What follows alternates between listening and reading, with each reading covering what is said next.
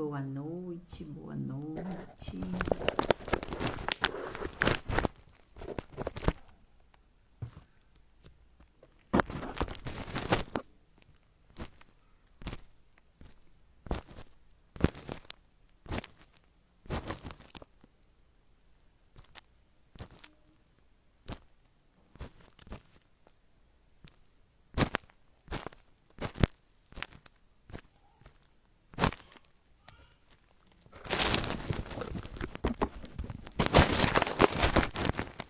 Ajustando aqui minha câmera.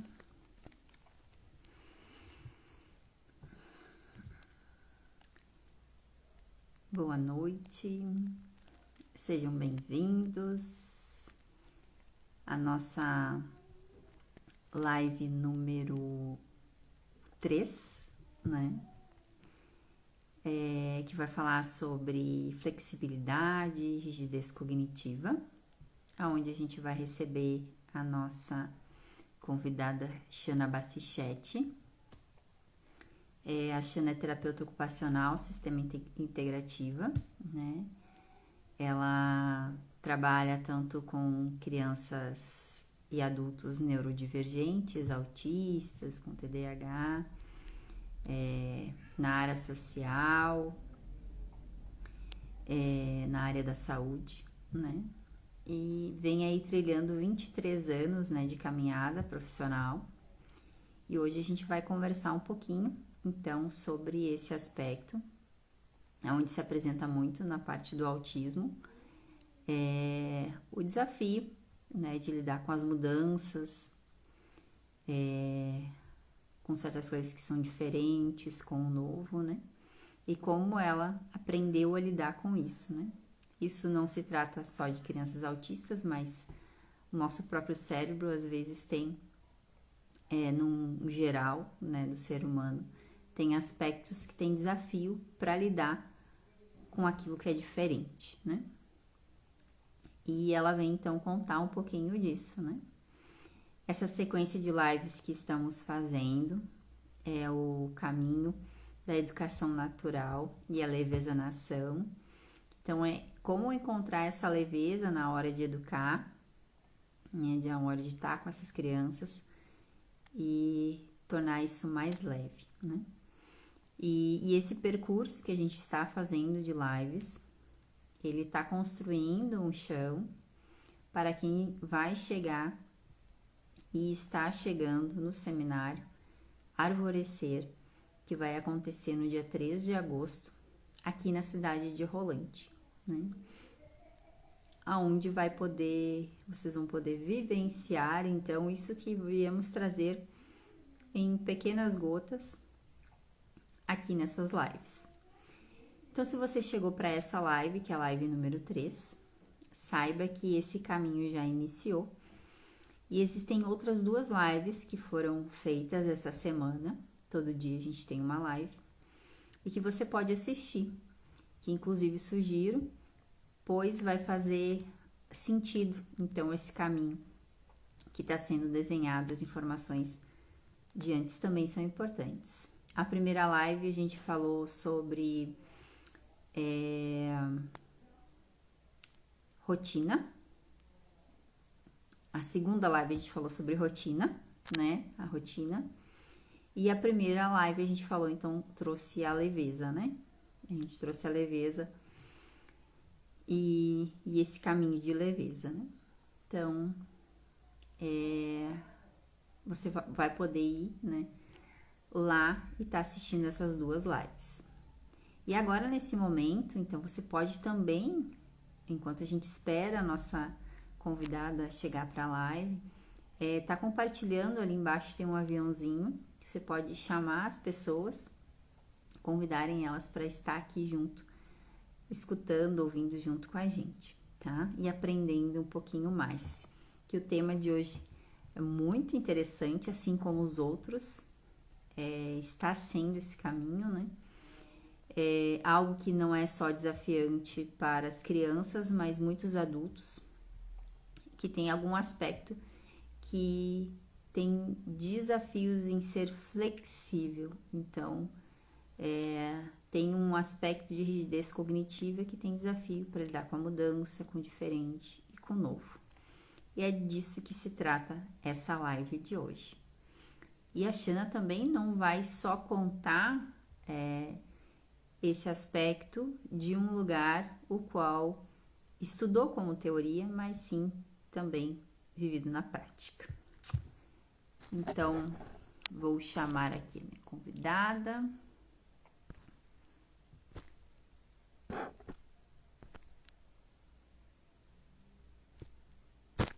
Vamos ver. Shana, se você entrou, me dá um oizinho para mim poder te chamar. Aqui, se você está. Vamos ver se eu acho aqui.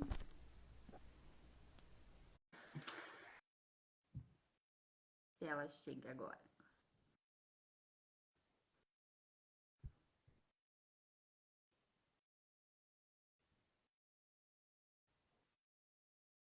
Oi, vou te chamar de novo, tá bom? Vamos lá.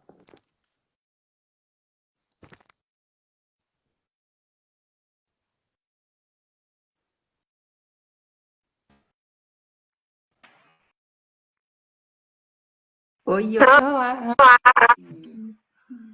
Tudo seja bom? bem. Tudo ótimo. Nessa noite. E no exercício da flexibilidade, que nos veio convidando, né? Desde o dia de ontem, a exercer na prática, né? Uhum. Palavras, já fiz todas as considerações, já falei sobre o nosso caminho, já falei sobre a tua caminhada, né? Já te apresentei. Então, com vocês, a nossa convidada, Shana Bassichette. Boa noite quem já está aí, quem vai chegar e ver depois gravado, ou bom dia, né? Dependendo do horário, que cada um assiste. Sejam bem-vindos. Esse é um tema muito legal, porque ele não diz respeito só ao autismo, né? E temos rigidez cognitiva, rigidez, muito mais como um sintoma do que não sei se eu poderia falar de diagnóstico, né? Ela seria um sintoma de algo, seria um comportamento que tem causa e nem sempre a causa é a mesma.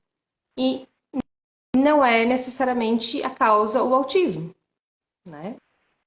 Ou a causa pode ser uma questão que está presente também no autismo, está presente qualquer pessoa que tenha dificuldade de lidar com mudanças, imprevistos, ou questões de insegurança emocional ou gestão sensorial. Então, a gente vai ver isso de uma forma mais expressiva no autista, que é o que tem se falado muito, mas a gente encontra aí no toque, né?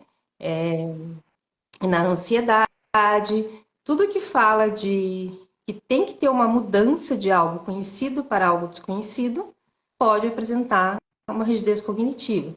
Então, até nas pessoas ditas normais, né, em algum momento isso pode se apresentar como um comportamento, né?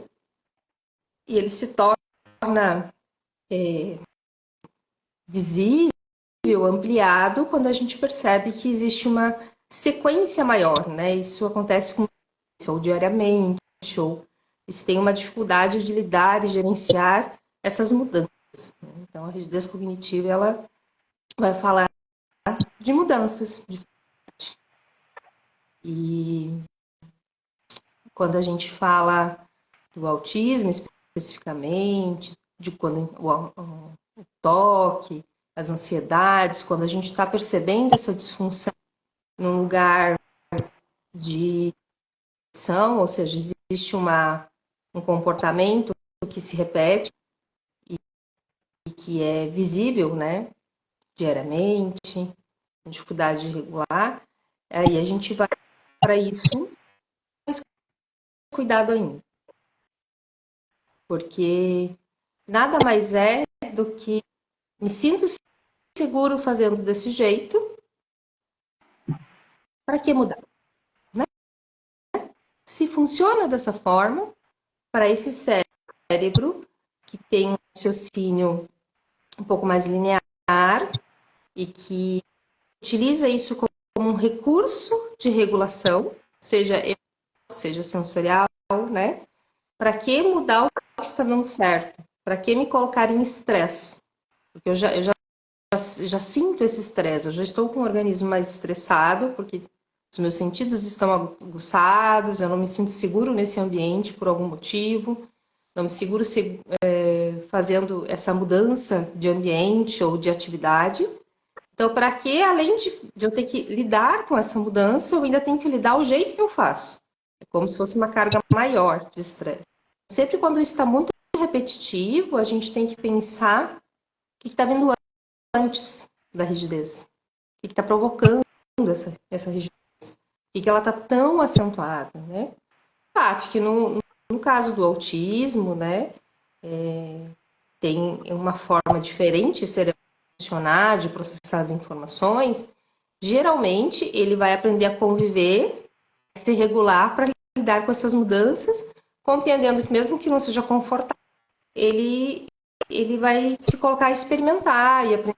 Aqui pensando já numa autista verbal, maior, com mais compreensão, né? Ele vai compreendendo esse mecanismo da vida das mudanças. Isso é uma construção. É um desenvolvimento cerebral, inclusive, que vai levar um tempo até que chegue nesse momento, desse ajuste, né? Ele percebe essa rigidez, que ele se organiza, que ele se regula.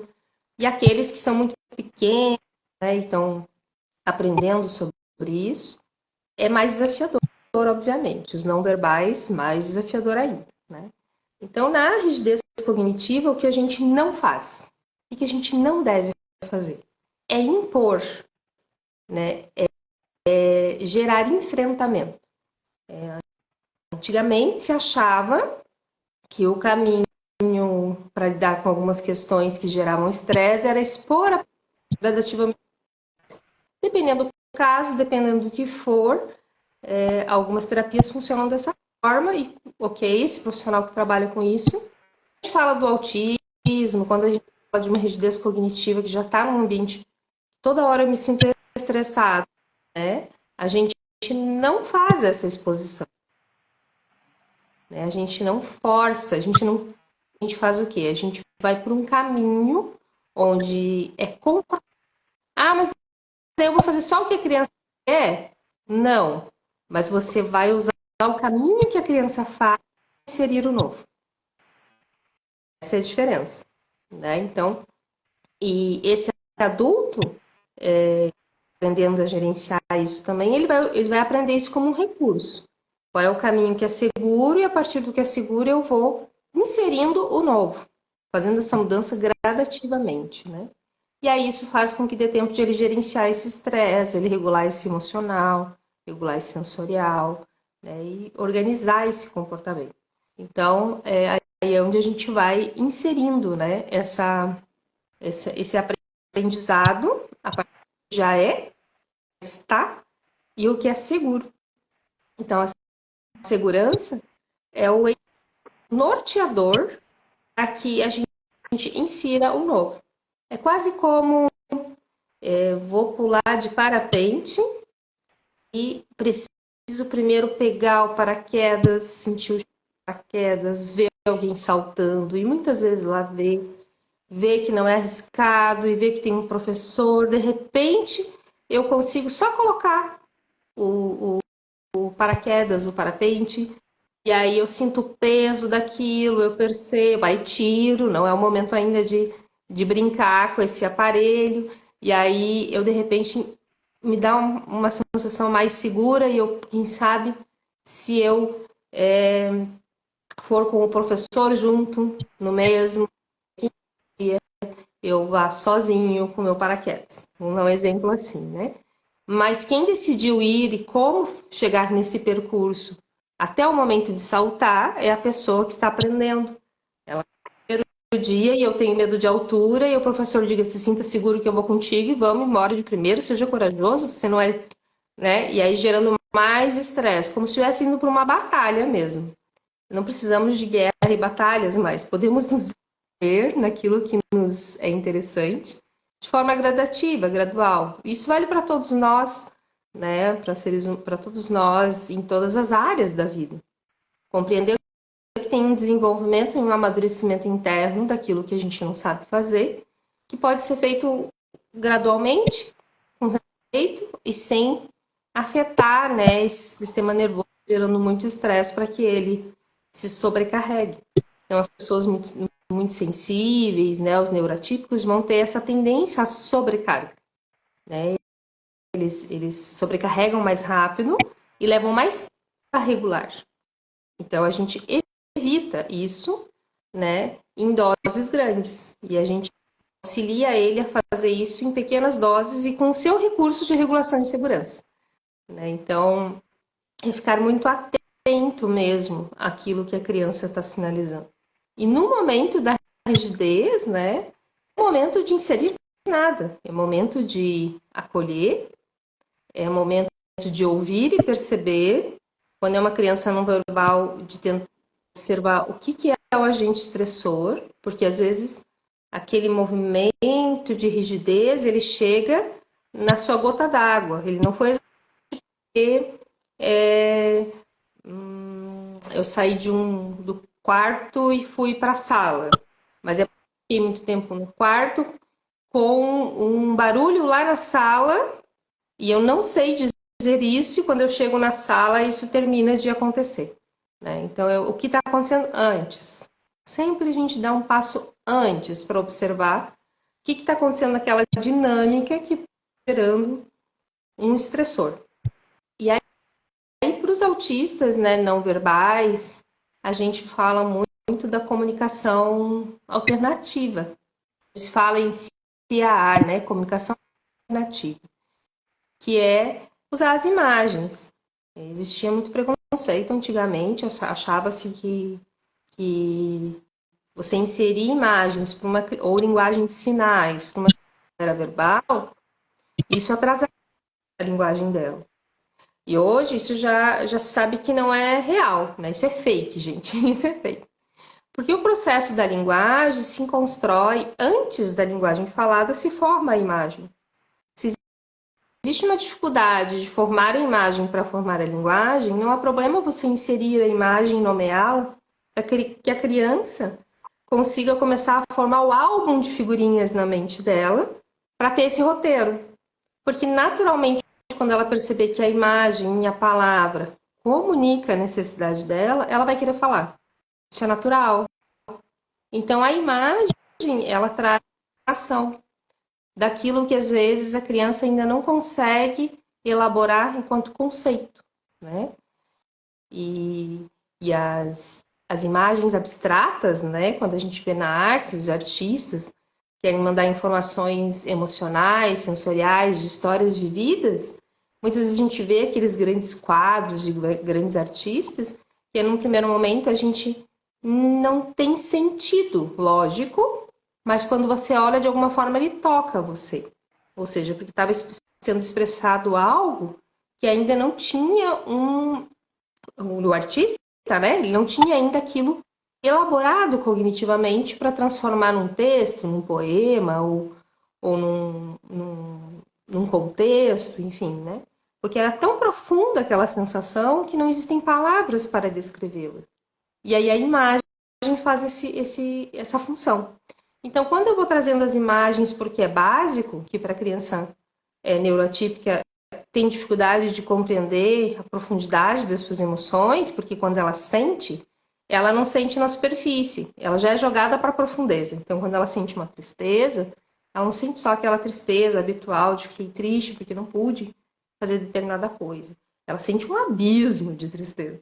E esse abismo é muito difícil de nomear, porque ele não é só uma tristezinha, né? Ele é um abismo de sensações. E aí, quando isso vem para a imagem, que tem um rostinho da criança triste, sinalizando a tristeza, que é isso que está acontecendo contigo, isso dá um mapa de como sair.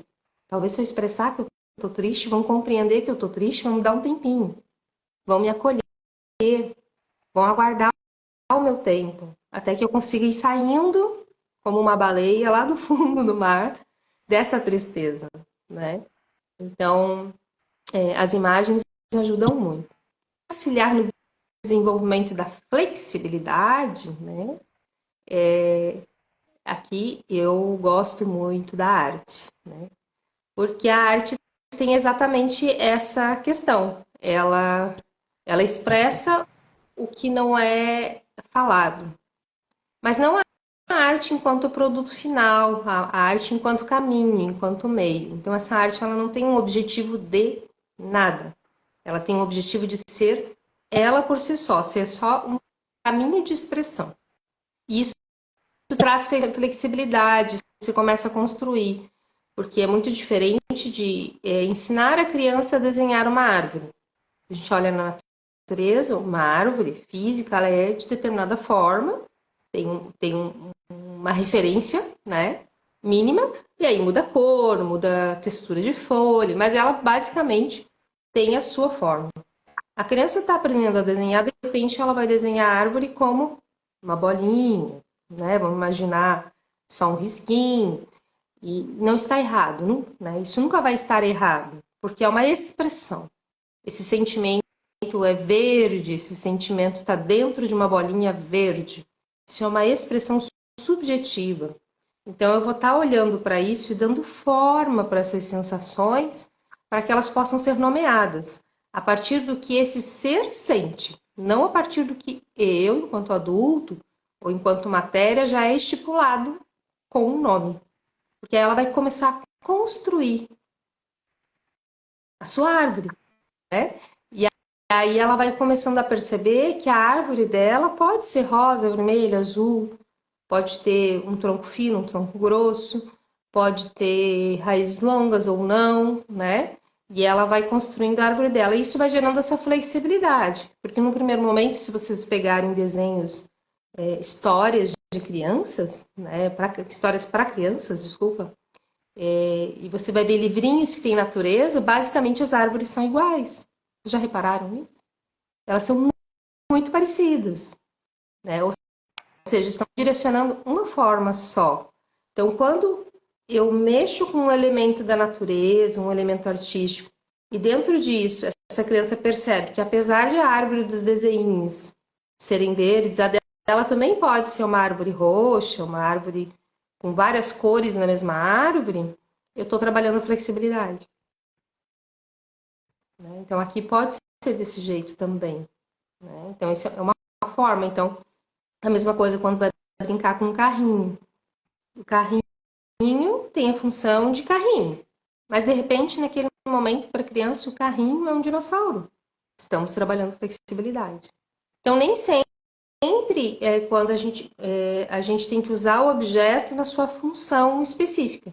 Ele precisa ser ensinado na sua função, com essa relação com a vida cotidiana, mas também quando a gente está trabalhando a flexibilidade, né, a gente dá essa oportunidade de que isso seja diferente.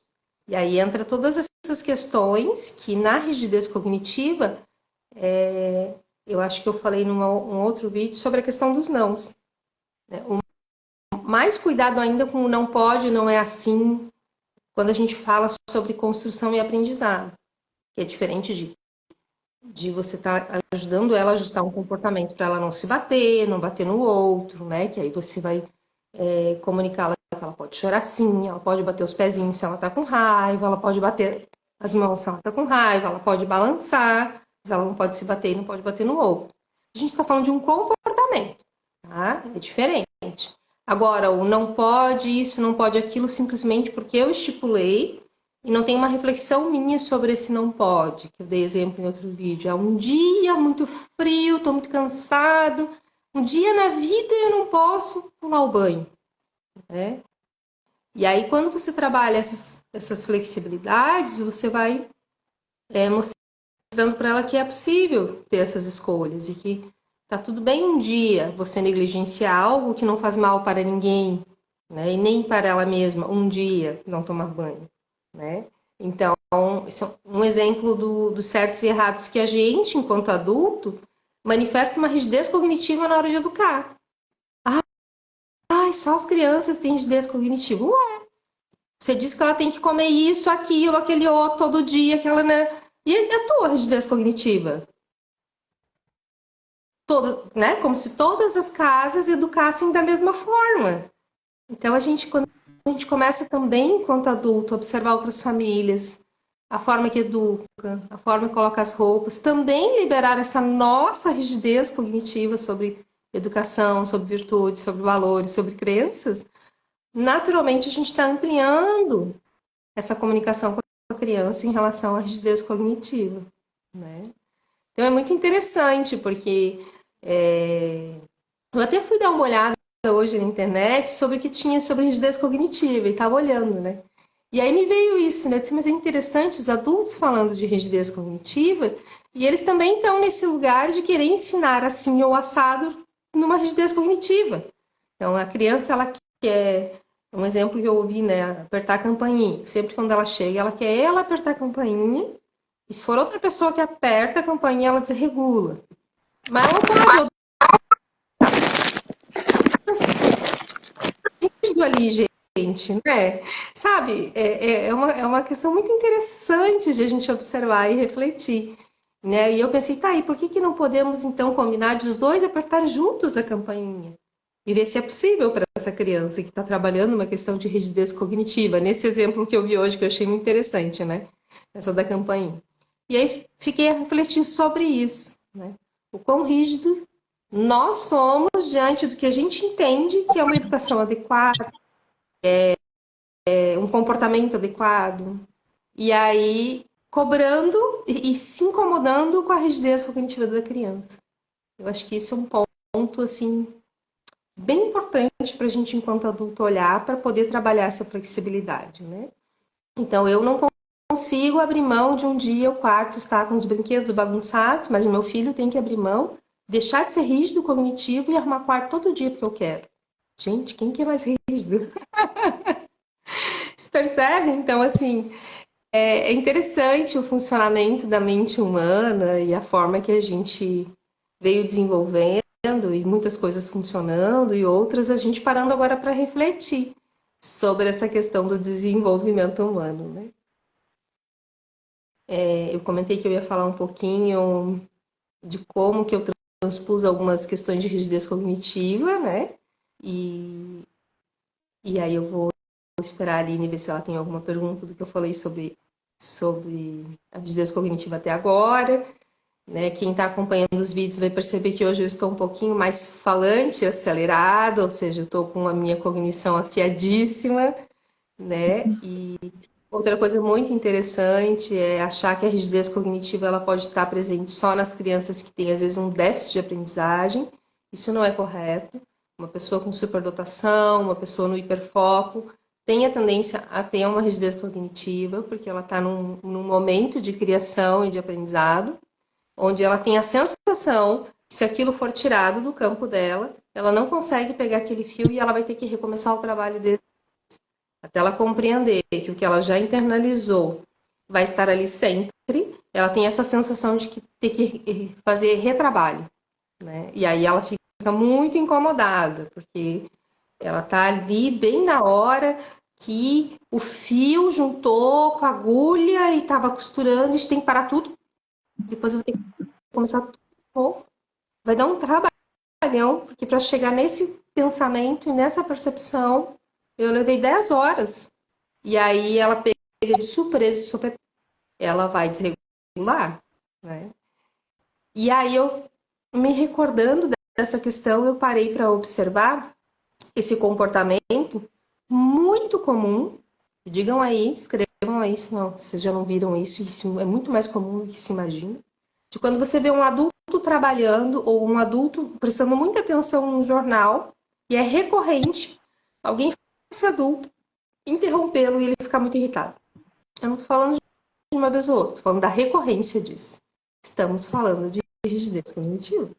Quem nunca teve um adulto em casa que estava lendo o jornal, que estava vendo o jornal, ou que estava concentrado no trabalho e com recorrência tinha esse comportamento. E aí a criança frustrada porque chegou querendo muito contar as coisas da escola. Mas não dá, porque esse adulto está tão focado no que tem que ir no banco depois, com toda essa rotina, consegue escutar a criança, e aí nós estamos de novo falando de rigidez cognitiva.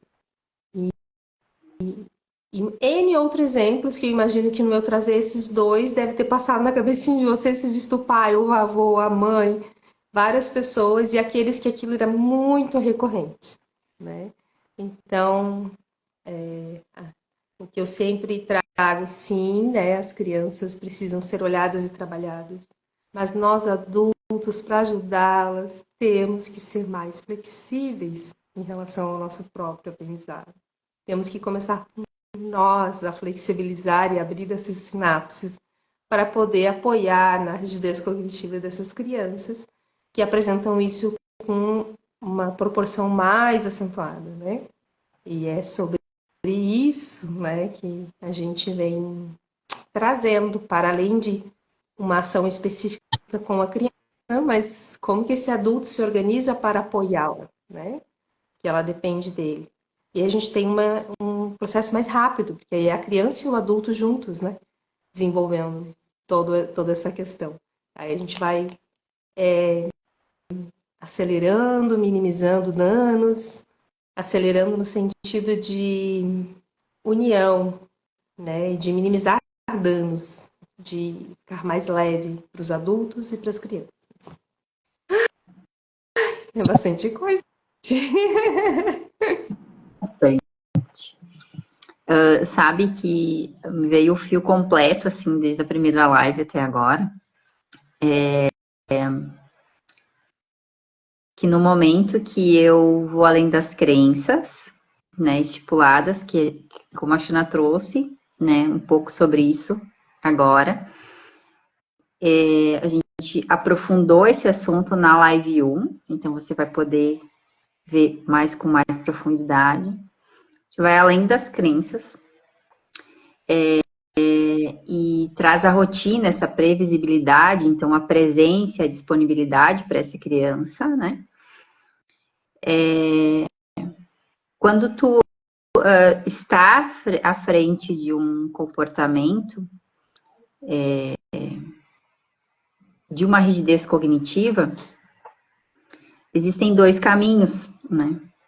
O qual você percebe que aquele comportamento existe algo, né, por trás, e aquele que você acha que é birra. Me corrija se eu estiver errado, que aí é onde surge, né, a birra que já é para nosso próximo encontro. Isso. E porque não é concebível, às vezes, na rigidez cognitiva do adulto, que aí trazendo a questão do autismo, né?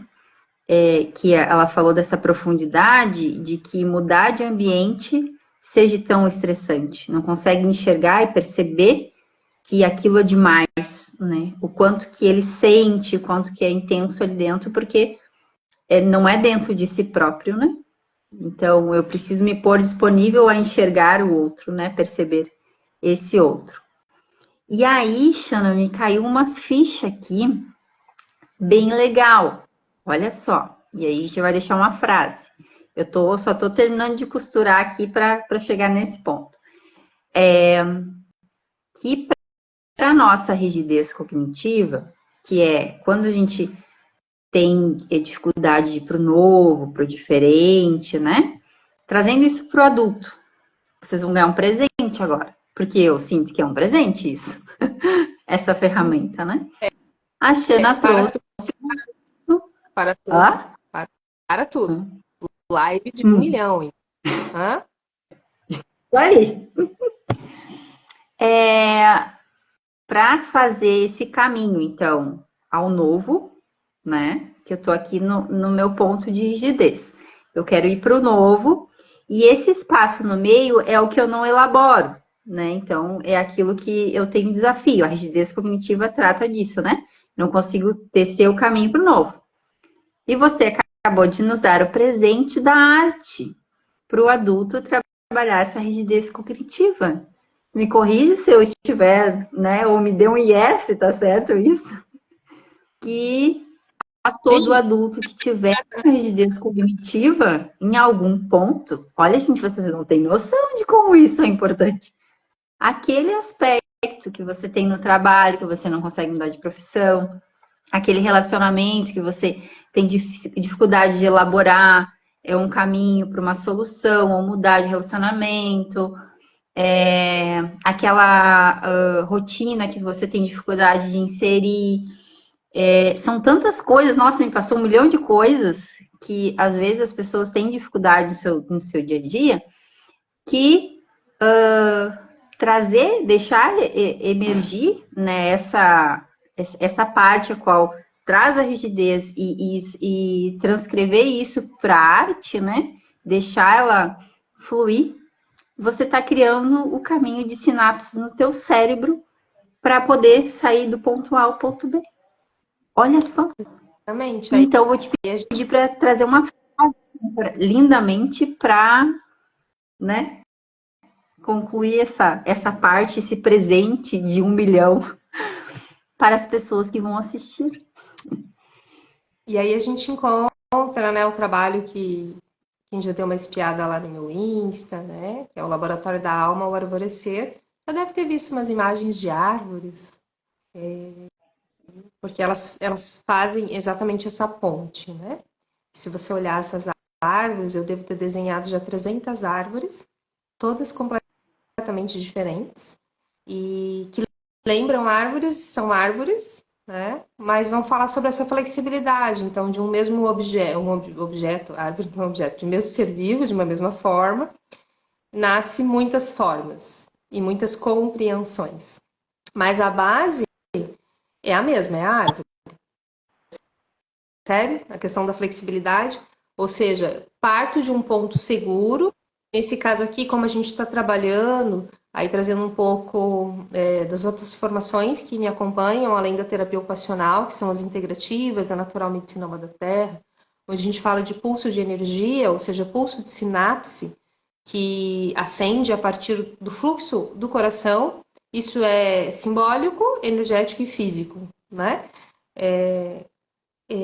Isso nasce exatamente desse espaço de segurança em criar. Então, a diferença de uma arte enquanto uma atividade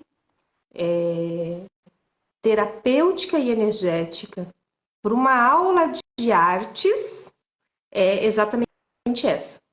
É a forma de ser conduzido. E eu, enquanto adulto, experimentar a minha própria arte para chegar num ponto que essa arte seja curativa.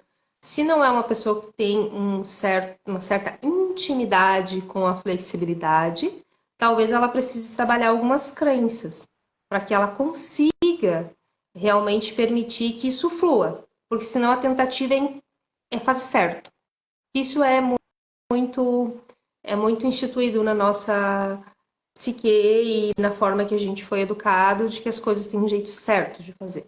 E aí nós não estamos falando de construção de caminho e nem de experimentação e abertura de flexibilidade, tá?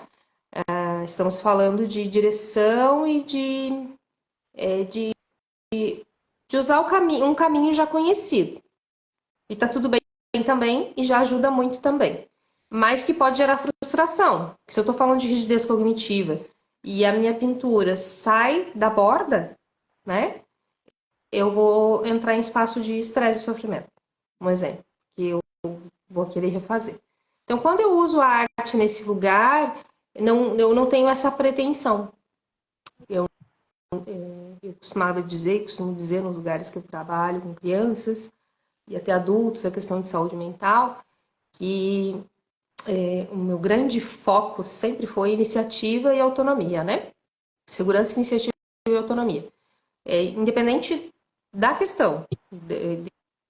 Essa é a base do olhar no meu trabalho. Porque eu compreendo que a partir disso, segurança, autonomia, a funcionabilidade, a pessoa por si só se desenvolve. Ela não precisa de mais nada para se desenvolver. Ela naturalmente se coloca onde ela precisa para desenvolver, que ela reconhece como se sentir segura e como voltar para esse lugar. E ela tem referências de segurança. Então, nós estamos falando de base de desenvolvimento familiar, né? Que isso tem que ser desenvolvido na infância. Se eu me sinto seguro em mim mesmo, porque na família eu recebi segurança, eu vou conseguir lidar com os desafios. E a rigidez cognitiva fala exatamente de um espaço de insegurança, né? Porque eu vou por ali, porque já é seguro, já é certo. E claro que tem um padrão mental. Significa que a criança que tem rigidez é porque os pais não amam, não é nada disso. Ela está só manifestando um padrão que a gente está vendo que está vindo em grande escala, numa proporção muito maior daquilo que já era nos adultos menor, né? Ou reprimido, ou entendido como é difícil aquela pessoa, ou, né? E padrões que eram reconhecidos como funcionais no sentido de estar focado, é competentíssimo, chega no horário sempre, não falha nunca.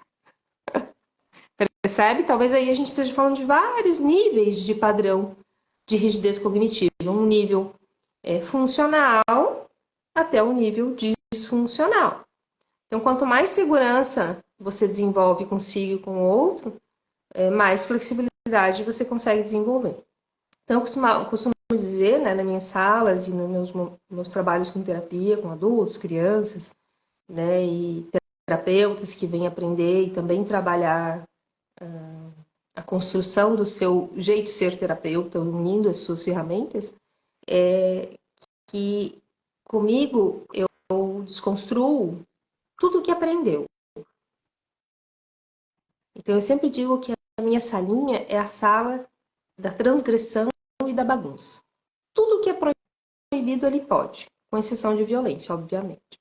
Então, derrubar tinta pode, passar no corpo pode, olhar o armário da prof pode, arrumar o armário da TO pode, é que alguns me chamam de prof, tá? Dizer para a prof onde que ela tem que sentar, pode também, pode. E quando essa criança ou esse adulto está completamente confortável e seguro de que quando eu precisar direcioná-lo para algo, que eu não estou brigando, que eu não estou violentando, que eu estou só trazendo uma direção, ela se sente aberta e relaxada para ouvir essa orientação. Mas a partir daquilo que ela está trazendo como interesse, né? Então é muito bonitinho. E aí eu como terapeuta ocupacional há 23 anos, e essa é a base do meu olhar no trabalho, lá atrás, quando não falávamos sobre isso, né? Assim, isso era uma coisa falada muito ali na terapia ocupacional, na psicologia, isso não estava aberto ainda, até porque a gente não tinha uma forma de comunicação coletiva tão rápida como a internet, né? Os professores, às vezes, né, ou outros profissionais que não... Essa questão de aprendizado ficavam muito bravos, porque quando eles iam para a minha sala, depois eles voltavam para a salinha deles, eles diziam que eles estavam rebeldes, porque eles começavam a se posicionar, a ser independentes, a falar o que gostariam e não gostariam. Então é urgente essa mudança na educação. Se uma criança vem para a salinha da terapia e quando ela se posiciona, isso é um problema. Uhum. Mas ela veio para isso. Ela veio para comunicar. Vi algo sobre isso que eu sinto de trazer, que é bem disso que tu falou, que era uma mãe que trabalhou essa questão da criança poder ter esse poder de escolha, essa autonomia, e que hoje ela não sabe lidar com ela. Porque julga, daí vem, né? Porque a parte que, digamos assim, o adulto precisaria ter elaborado de como aprender a lidar com essas divergências, com alguém que pensa diferente de mim, né? Então, às vezes, isso é tido como estou respondendo, está me respondendo, na verdade, só está discordando. E as pessoas não precisam ter a mesma linearidade de pensamento, nem deve, e é justamente por esse ponto que muitos desafios hoje no nosso planeta, com adultos, acontecem, porque não conseguimos sentar e conversar de uma forma respeitosa e linear com alguém que pensa diferente da gente. Então, nesse sentido, assim, do adulto estar preparado para essa autonomia, esse poder de escolha que está sendo ofertado à criança, para depois não gerar né, um desconforto, uma poda, porque não sabe lidar com aquilo. Né? Violência. Ou seja, o adulto também precisa ser trabalhado na sua flexibilidade cognitiva. E olha, isso é muito interessante, porque quando a gente vai trabalhando no que a gente precisa fazer para apoiar as crianças, passa por um refazer aqui no adulto várias questões. E não há como fazer isso mecanicamente, porque o desafio maior é na hora da rigidez cognitiva, da birra, que nós vamos falar que birra não existe no próximo live, e aí eu vou explicar por que não existe, né? Então, na hora que isso está acontecendo, se você não revisa essas questões em você, se você não consegue se autorregular, esse instinto em você, que é adulto, ele é muito mais forte do que o da criança. Assim como a criança, tu não vai controlar para apoiar ela. E aí, de novo, peço para a criança se controlar, mas eu não me controlo. Quem é o adulto da história aqui? Minha gente. Né? Eu sempre digo, mas quem é o adulto da história aqui? Né? Isso é muito importante. Né? Eu tive uma cliente, foi muito lindo esse movimento. Na verdade, ela participava de um movimento de grupo de mulheres comigo, trabalhando questões de relacionamento de casal. Né? E um dia ela trouxe uma questão com o filho dela de 3 anos. E ela me trouxe algo que ela andava sem paciência com ele, e que eles iam tomar café de manhã, ele chorava e ela não tinha paciência. Não tinha paciência. Ai, ele não, às vezes não fica quieto, não tem paciência. Aí eu esperei bastante, olhei para ela, era uma pessoa que eu já tinha vínculo, né? Ela já tinha passado por vários momentos, né? Só para trazer para vocês muito mais do que a minha ação, o resultado dessa mãe, tá? Eu olhei para ela e disse assim, mas falei exatamente isso que eu falei antes. Se tu não te acalma e não consegue acalmar essa tua irritação, como tu quer que ele se acalme? Mas é ele que me irrita, ela me disse, né? Eu disse, então, mas se tu não consegue lidar com uma irritação que vem de fora, como tu quer que ele se acalme com 3 anos? Se é você que deveria ensinar isso para ele. Aí ela entendeu mais ou menos, ela deu uma resmungada, assim, meio assim. E eu não me lembro muito bem o que ela falou, mas ainda querendo se colocar nesse lugar como se a criança tivesse que compreendê-lo, né? E aí eu olhei bem para ela e disse assim: se eu tiver que escolher entre você e seu filho para apoiar e defender, eu vou escolher seu filho. Porque você é adulto. E se você não pode defendê-lo, farei eu. Nem que seja defendê-lo de você.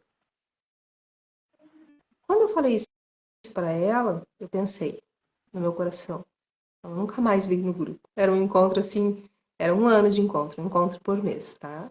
Com arte, com dança, justamente para trabalhar todas essas questões emocionais, sensoriais, né? Um monte de adulto aí atípico que não sabia sobre isso, e que nem eu sabia, né? Mas enfim, que eles eram atípicos, né? Mas muitos ali hoje eu percebo que também, né? Nesse nível de grau 1. E aí finalizou o movimento. Aí, ai, que bom, que bom, que precioso. Que bom. E aí eu acabou o grupo e ela veio me abraçar, emocionada. E eu disse, que bom que você entendeu que é só amor que eu tenho. Ela disse assim pra mim, é a primeira pessoa que realmente me ganhou de verdade. Eu posso me sentir segura com você. Ou seja, a criança interior dela percebeu que também tinha espaço ali, que eu falei com a criança e com a adulta ao mesmo. E ainda olhei para a criança, que é o filho dela. E aí, gente, ela teve uma transformação familiar a partir exatamente desse ponto, dessa fala, que hoje ela está voando. Ela veio por esse grupo por uma questão de depressão. Ela não se sentia capaz, não se sentia funcional, depressão de mais de 10 anos, e ela tinha uma questão de autoestima muito baixa. Hoje, né, ela gosta de estética, e ela mora numa cidade bem pequenininha aqui na minha região, não deve ter 10 mil habitantes. Isso fazem uns 6 anos. Eu acompanho ela à distância, de vez em quando a gente dá um oi, se vê e tal. Ela estava a última vez em Brasília e depois fora do país como a melhor pessoa de estética lá no negócio que ela faz, que eu nem sei o que é, não me lembro, gente. E fazendo cursos e até parece que estava indo internacional, virando referência. E a família, que coisa mais linda, porque aí esse movimento continuou, ela foi trabalhando, ela fez mais sessões depois individuais, a família, alguns da família fizeram sessões, né? Não, mas esse evento fez uma virada de chave, né? Porque ela compreendeu que essa criança, esse filho dela, também falava da criança dela. E que é preciso que as duas sejam amadas e acolhidas. E como fazer isso em família, né? Como fazer isso com questões desafiadoras? Como eu olhar para mim também para apoiar meu filho? Para minha sobrecarga não sobrecarregá-lo. Então, se a gente olhar para a gente com amor, não só com cobrança, e buscar esses recursos. É bem importante. Diga lá, Aline. Senti que tem mais uma pergunta aí. Pode ser que venha a pergunta. Agora, o meu sentir foi que as pessoas que estão assistindo aqui, que não são próximos de Rolante, que não vão poder estar no seminário daqui a pouco fisicamente para vivenciar esse processo do arvorecer, a Xana atende online. Então, a gente não falou, né, durante as outras lives, e agora eu senti de trazer isso. Então, através desse trabalho da arte, com as árvores, dessa compreensão. Então, as mães que estão assistindo esse percurso, que são de cidades mais longe, né, e mesmo as próximas aqui, são de outro país, né, podem estar encontrando a Xana através do online, e ela faz esse percurso, né, esse atendimento individual com você, com a sua família, de forma online. Então, aqui nessa live tem o perfil dela, né? E eu tenho no meu perfil também, Xana Bacichete, mas vocês vão encontrar com bastante facilidade, né? Tem marcado. E se você não encontrar, pode me mandar uma mensagem no meu direct, que é algo que vale muito a pena, né? Então, se você sentiu que quer fazer algum aprofundamento, eu senti de trazer isso, tá? Trazer essa informação. E também faço atendimentos em grupo e jornadas em grupo em outras cidades no Brasil inteiro. E o seminário, esse é o primeiro em Rolante, né? Que eu disse, tá bom, toma vergonha nessa carinha neuroatípica e vamos contar para o mundo o que tu fez contigo e passar para frente esse conhecimento e esse olhar. Então, foi um chamado mesmo, né? A família da Aline representa todas as famílias que já me pediram e terapeutas que me pedem. Estão iniciando mentoria para poder usar esses recursos, né? E começar a caminhar nesse lugar de desenvolvimento natural e percebendo todas essas questões que a gente está trazendo na live, né? E muitas mais. Então, assim, se você também quer um seminário, aí tu pode chamar a Aline, ou um trabalho em grupo especificamente para pais, mas que também fale do seu próprio autoconhecimento, que não esteja necessariamente focado só na criança, mas naturalmente isso vai te dar recursos para trabalhar com essa criança. Pode entrar em contato com a Aline, que a Aline agenda, a gente vê a agenda, a gente combina tudo aí, vai, seja questões municipais, sejam questões particulares, né? Às vezes pessoas que já participam de terapias, tem um grupo de mulheres, um grupo de casais que gostariam de fazer, eu me disponibilizo. Eu amo fazer isso, gente. Eu amo viajar e levar esse trabalho, porque esse é um lugar que me regula. Olha só, o movimento me regula. Então, o sair de um lugar para o outro me regula. né?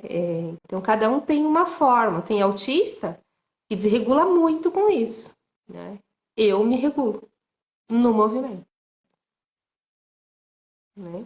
Então, assim, por isso que é bem interessante a gente compreender esse funcionamento da gente, que naturalmente a gente vai construindo, que é o que eu gosto muito de ensinar, e estou construindo ferramentas para ensinar terapeutas a construir o raciocínio clínico, que é diferente de receita, né? Que é esse raciocínio que eu fiz com vocês hoje, da rigidez cognitiva, observando no adulto desde sempre, então, né?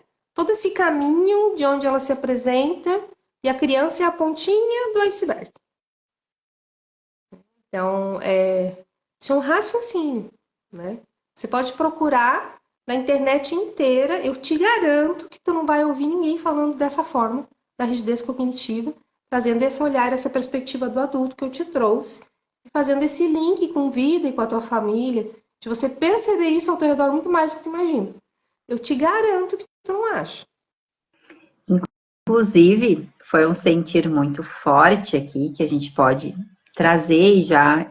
A gente já está no exercício da flexibilidade, né?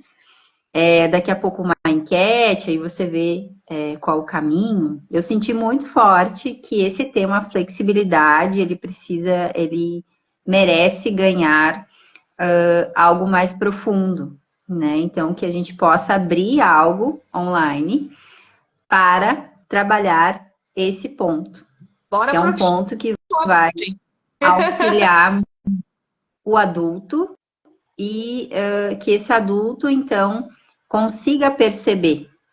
Porque eu consigo perceber esse caminho agora, a gente desenhando, que talvez seja um dos pontos mais desafiador para que esse adulto esteja disponível, inclusive perceber a outra pessoa, perceber o novo, o estar em presença, porque na tua fala hoje de estar muito concentrado, por exemplo, numa atividade, faz com que ele não esteja presença e disponível para a criança. Então, a rigidez cognitiva ela ainda vem antes disso, né? Antes de conseguir estar em presença, né? E que tantas questões podem ser beneficiadas a partir dessa flexibilidade. Então, eu sinto que a flexibilidade vai ganhar algo assim bem dela, né? E aí, quem está na live, quiser deixar o seu sentir também, as suas dúvidas a respeito do tema que a gente está falando, né? E aí a gente vai perceber agora, para a Xana não é algo combinado, a gente está exercitando a própria rigidez, a gente não tem um script quando a gente inicia essa live, a gente tem apenas um tema, e que esse tema não é pensado meses antes, né? A gente decidiu ontem. Na O live. que seria a live. Alguém. Isso. E a gente nem definiu o horário, a gente ainda fez uma enquete para ver qual seria o horário. Então, nós estamos nesse exercício. Então, amanhã a gente vai falar sobre a birra, né? A birra. E, no entanto, a gente pode trazer esse exercício junto, né? E aí a gente percebe, tu percebe se a gente já deixa algo para ser visto nesse sentido agora. Respira aí. Vamos sentir com vocês, quem gostou do tema e percebeu na sua família ou consigo mesmo. Se de repente tem interesse em um workshop, né? É um workshop online, mas não é assim. É um workshop, uma experiência de arte para poder já ampliar essas sinapses, né? Um passinho. Então, pode deixar ali para a Aline também, mandar mensagem, que a gente pode estar desenhando nesse workshop para vocês experienciarem um pouquinho de como é receber algo novo e, ao mesmo tempo que está relaxado, conseguir transitar nesse desconforto, né? E, ao mesmo tempo, Ó, já tem voltar. uma listinha ali da Ai, que delícia. Fabiola.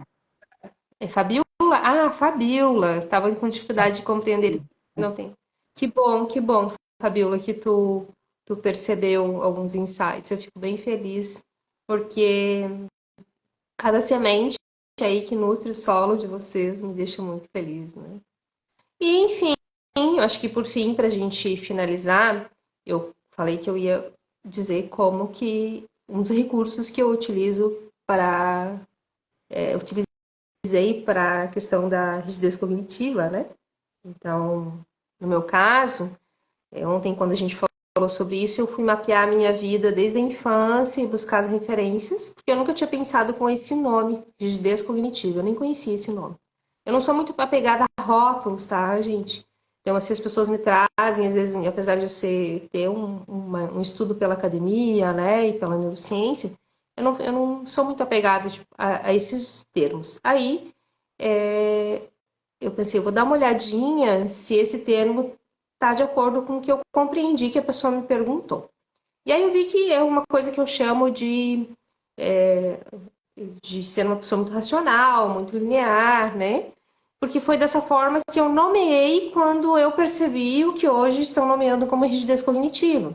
Porque na época que eu iniciei meu processo terapêutico, em nenhum momento eu tive diagnóstico de autista, né? Eu comecei com uma psicóloga sistêmica maravilhosa, e naquela época, e na formação dela, né? Ela não teve nada de autismo. Tanto que quando eu trouxe essa suspeita para ela, há uns 10 anos atrás, ela disse, sabe que eu não tive nada sobre autismo? Ela, né, não, eu vou até dar uma pesquisada, mas enfim que não entramos muito nisso, porque infelizmente ela fez a passagem dela, logo depois da pandemia, a gente não explorou juntas esse tema, né? E eu segui minha investigação. Mas então eu comecei a nomear, diante do que ela me trazia, como razão e emoção. Então, quando eu me percebia na rigidez cognitiva, eu compreendia que eu estava muito racional, né? E eu, quando chego na terapia, e segundo dados dela, eu não entrava em contato com as emoções. Tinha muita dificuldade de entrar em contato. Ou seja, se fosse olhar por esse nome que dão hoje de rigidez cognitiva, eu era extremamente rígida cognitivamente, com uma superdotação hiperfoco muito forte. A minha sorte é que o meu hiperfoco era nas relações humanas, desde a infância. Eu queria saber como as pessoas se relacionavam, por que as pessoas brigavam, por que as pessoas faziam guerra, por que as pessoas discriminavam. Então, eu queria compreender isso. E isso está intimamente me ligado em criar uma flexibilidade cognitiva, né? Porque aí eu ficava assim, tá, mas é tão simples, é só fazer assim. E a pessoa não fazia, eu ficava brava. E aí o que é muito comum na superdotação, né, é que ela vai entender que o outro é lento. Essa é a minha descrição, assim, tipo, eu. Minha irmã, a maior reclamação da minha irmã, querida. Um dia nós falávamos sobre isso, Ju, não é que aquela característica que eu tinha era a rigidez cognitiva do autismo, era sério, sério. Faz muito sentido, né? E aí, transpus ela. Hoje nem sinto ela, né? Eu não sinto que eu tenho que me adaptar a isso. Eu sinto que eu transpus. Né? Não estou dizendo que todo mundo vai transpor, gente, mas eu acho que isso está relacionado ao meu hiperfoco, tá? Porque como isso é um assunto de muito interesse para mim, relações humanas, se vocês verem todas as minhas lives, vocês vão ver um fio em comum. Eu fazendo uma conexão de qualquer disfunção com todas as relações humanas de todas as idades. Vocês vão perceber esse padrão. Esse é o meu objetivo de investigação. Até tudo que vocês imaginarem de relação, desde espiritual, antes da fecundação, casal, irmão, tudo, trabalho. Para mim, relacionamento é hiperfoco, tá? Então, tudo que fala de melhorar as relações, de compreender as relações. Aí, consigo mesmo também. Então, eu cheguei na terapia e, como uma boa rígida cognitiva, com hiperfoco, extrema independência e autonomia, né? Eu sentei, eu lembro até hoje, da primeira sessão. Eu sentei na salinha dela, olhei para ela, expliquei qual era a minha questão, que eu fui fazer terapia porque eu amava demais uma pessoa. Depois foi o meu marido. E eu queria saber se eu amava mesmo ou se eu estava neurótica. o hiperfoco. Tá? Porque ele tinha muitas características parecidas comigo e ele me compreendia. Então, eu tinha que saber, né? Queria saber. Era isso que eu fui para descobrir isso. E para isso eu tive que entrar em contato e tal. Descobri que eu não era neurótica, que era amor mesmo, que era uma relação muito preciosa para mim, enfim. E aí, nesse processo, eu olhei para ela e disse assim: ah, eu quero resolver isso. Olha o hiperfoco, olha a perspectiva e olha a lógica. Quero resolver isso. Como se fosse só isso. Quero saber se 1 mais 1 é 2, se isso é doença ou se é normal. Bom, e quero que tu me ensine a fazer autoterapia, porque eu jamais ficarei dependente de você. Esses foram os 2 pontos. Ela, tá bom. Né? E ela me ensinou. E aqui estou eu, né? Incluindo a psicologia e todas as vivências. E aí eu fui entendendo que a coisa, o buraco era mais embaixo, entendeu? Eu comecei a entrar em contato. E eu lembro a primeira vez que eu entrei em contato com o meu sensorial, porque eu tinha esse padrão do autismo, da rigidez cognitiva, fecha, mas eu não tinha crises, porque eu tinha uma. Eu não tinha uma. Eu fechava tanto que eu não tinha nem a. Era uma proteção, no meu caso. O toque, por exemplo, eu não gostava, então eu não, nem sentia ele. Né? Eu tinha uma alta, como eles falam, uma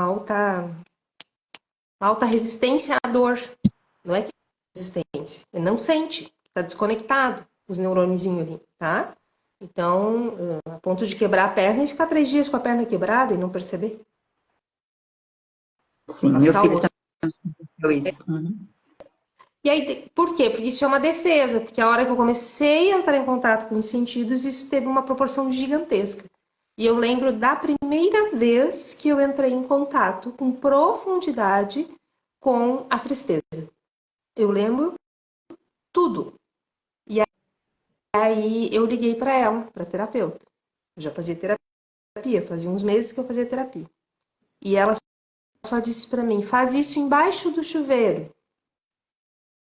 Deixa a água escorrer e faz isso. Olha ela trabalhando sensorial intuitivamente, porque ela era uma psicóloga muito intuitiva, amadurecida, e que encontrou caminhos para lidar com as suas próprias sensações. Desconfio também que era uma autista sem saber que era autista, tá? E eu me lembro desse dia como se fosse agora. E esse recurso, ele permanece. Quando é um espaço muito delicado, eu lembro. Mas se for embaixo da água, eu não vou desmanchar, porque a sensação é que eu vou desmanchar. Então, o que acontece? Existe um gerenciamento das sensações, uma diminuição de tempo para regular e recurso que apoia regular. Alguns chamam isso de rigidez cognitiva, fazer sempre desta forma.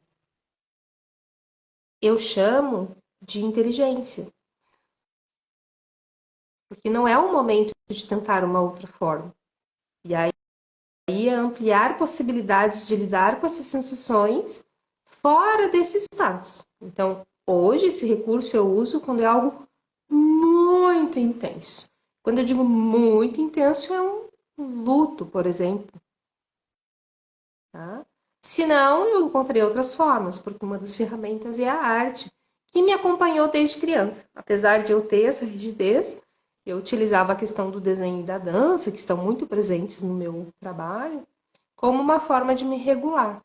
Porque eu tive a graça de ter pais, tem uma visão livre, apesar de eles não serem diretamente artistas, mas gostam, né, e contemplam. Então, meu pai trabalha com arquitetura, minha mãe tocava instrumentos na infância, apesar de na minha infância eles não trazerem isso com tanta força, mas eles não tinham essa coisa de não permitir, né? Então, eu queria dançar, podia dançar, desenhar, com os recursos que tinha em casa, não tinha grandes recursos, mas não tinha proibições. Eu queria ficar sentada na chuva, aconteceu muitas vezes para me regular, hoje eu sei que é isso.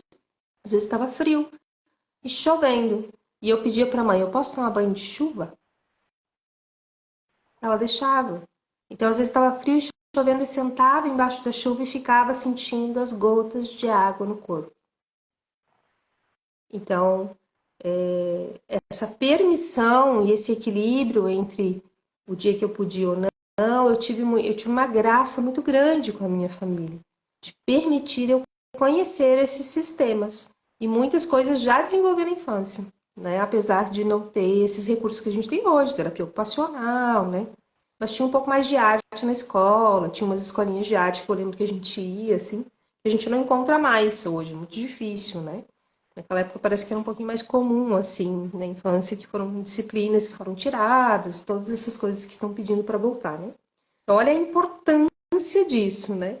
Então, eu tive essa graça de poder desenvolver isso num espaço de liberdade, com a segurança e sem esse olhar da proibição, por ter pais superdotados também, muito à frente do tempo, né? Que também tem rigidez cognitiva, né? Então, né? Cada um a sua forma, encontrando formas de lidar com essa rigidez, mas que tinham muito essa questão de permitir, de não ver um problema nessas pequenas coisas que a maioria das pessoas veem como um problema, pelo que eu percebo. Não vê um problema em dançar, não vê problema, né, em pintar fora do risco, não vê um problema. Né? Eles viam tudo como uma brincadeira. Então, o brincar fala disso também, que é uma outra live que acho que é bem importante a gente fazer, Aline, que é a função do brincar no desenvolvimento infantil. Eu gosto muito disso, porque o brincar ele tem uma função parecida com a arte, tá? Só que a gente está falando um pouquinho mais do concreto ali. Mas ele também traz a flexibilidade, né? Ele ajuda a aumentar a flexibilidade, minimizar a rigidez, tá? Então, brincar, ou dá para falar junto com a arte, aí a gente sente. Mas então, esses recursos na infância de arte, natureza, muita natureza, tiveram muito presentes, que ajudaram muito. Esses pais que tinham um olhar libertário e não viam grandes proibições ou grandes. Não tinha essas restrições, né?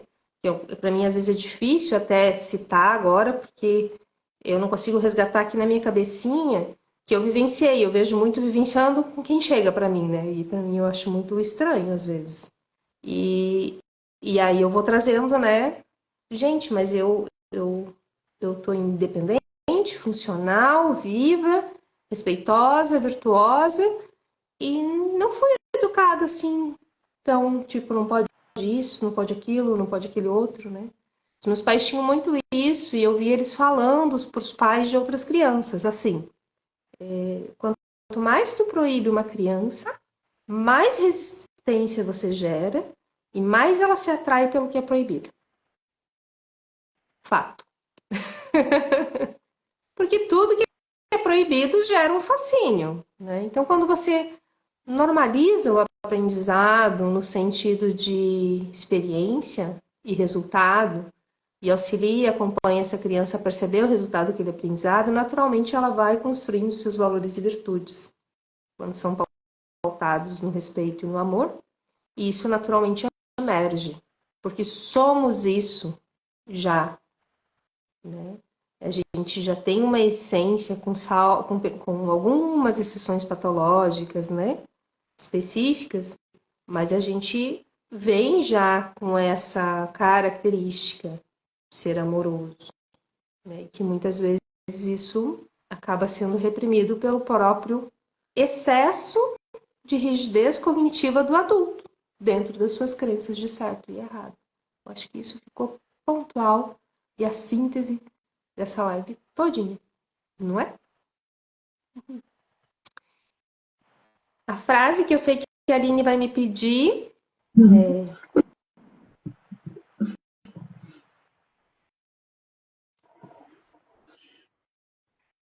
é seguro expressar e ser a totalidade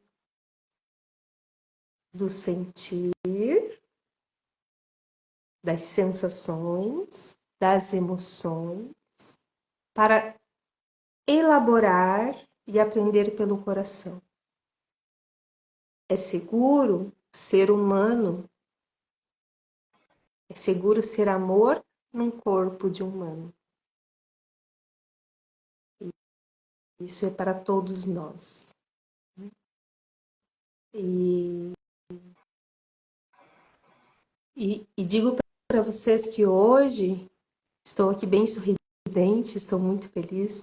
E tive um desafio hoje sensorial